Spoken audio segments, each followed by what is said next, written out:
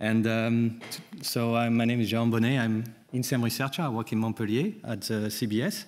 And we are a team of 15 people dedicated in engineering bacteria to improve health. So we've seen a lot of cell therapies and incredible advances. But actually, there's one type of cell that we haven't talked much in these 2 days, and which are actually also cells. These are bacteria. And as you know, bacteria actually play key roles in our health. And for that, they're real interesting therapeutic agents that we want to use to actually improve human health. So we can use engineered bacteria actually to modify them, to make them express different kinds of genes, like antibodies or enzymes. And we know that natural bacteria can actually modulate our metabolism, our immunity, even our moods.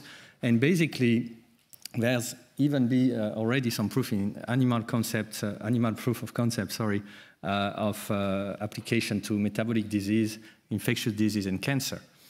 So this is very exciting, but actually, if you look at the first generation of engineering bacteria, you look that they basically constitutively producing a drug. And so it's like you don't have really control of them. You cannot activate them from outside. They don't know where they are in the body, and they cannot detect the place of disease. So if you are driving a car, it would be like driving blindfolded and full speed, which usually leads up to that. All right, so now with the tool of SynBio, we can actually engineer these cells and give them, in addition to weapons, we give them eyes and brains. And so what we want to do is engineer sensing and computing modules to make them smarter. And by doing that, we hope to make them more efficient and more specific, safer, more reliable, and importantly also reconfigurable, which means that basically we want to use modules that we design in a plug-and-play manner to readapt a particular chassis to many therapies. So if you keep the car analogy, basically now it looks smart bacteria more like this. All right, so what are we doing? First, to engineer sensing, we engineer receptors that actually can detect different signals. And here we use a synthetic receptor platform, which is modular, and with DNA binding domain activate transcription. And so the idea here, which is important, is actually to be able to exchange the ligand binding domain only to detect new ligands. And in this way, you can reprogram detection. So we did that for physiological signals, for example, bile acids, which are a marker of intestinal location, but also a marker of liver dysfunction in the serum. And you can see here, the bacteria can actually detect them and produce purple color when they're in the serum of a patient with liver disease.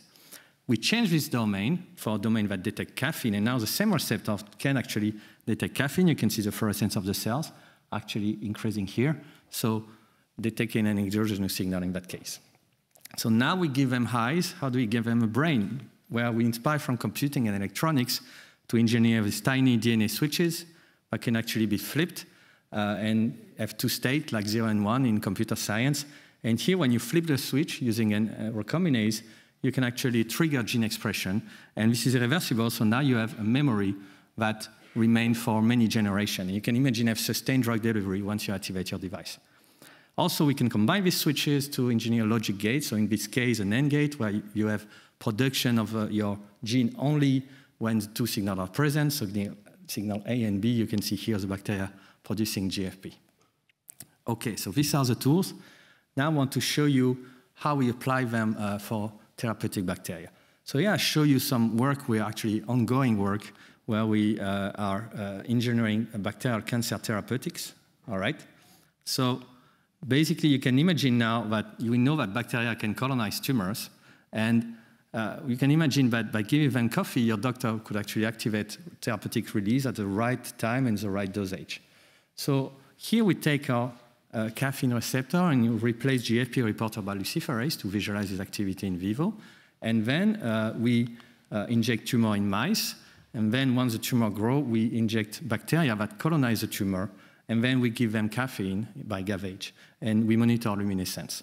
And by doing so, we can see that when we give caffeine to the mice, we can actually observe luminescence, which means we're able to control gene expression in vivo in bacteria.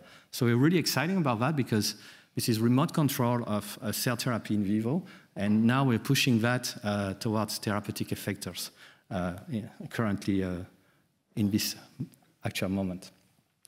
OK, so now I gave you a view of how we want to program bacteria by using programmer receptor to change ligand detection, using computing and logic devices and memory to allow them to process signals. And I told you also that bacteria are actually really good at making protein, for example, enzyme, VHH, but they're also metabolic workhorses, and we're really excited about using this metabolic cluster to degrade or actually synthesize complex molecules in situ and metabolically change the metabolism actually locally or even globally in the body to actually have different effects.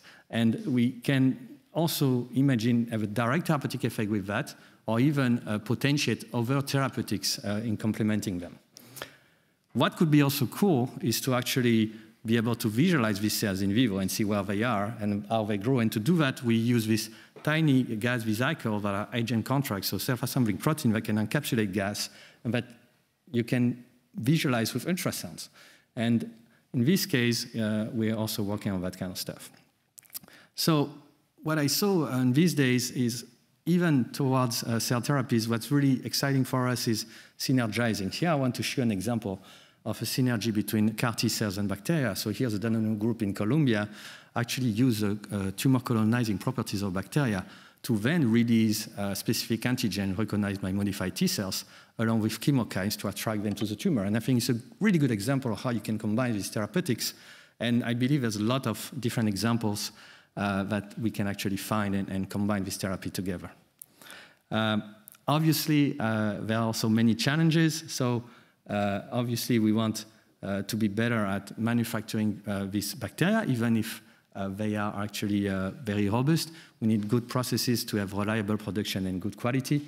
We need also to be able to contain them to avoid their escape into the environment. And obviously, we need clinical validation. We're not here yet, so the road is still bumpy. But we need to get better at get a better efficiency in vivo and understand how to actually deal with these cells and the interaction with the body.